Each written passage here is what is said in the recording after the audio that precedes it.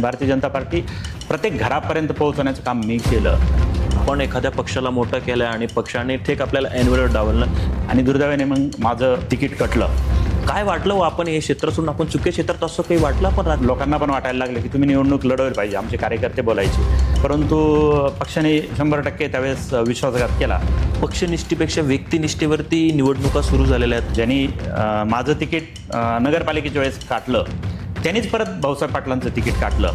आणि एका पंचवार्षिकचा जर विचार केला तर 1,08,000 रुपये पिण्याच्या पाण्यावर ह्या नागरिकांना खर्च करायचं. मग हे पाप कोणाचं आहे? वैजापूरमधली एक गल्ली तुम्ही दाखवा ज्याच्यामध्ये मोकाट जनावर नाहीत. काय वाटतं, पक्ष तुम्हाला न्याय देईल का? मला हे चित्र बदलावायचं आहे.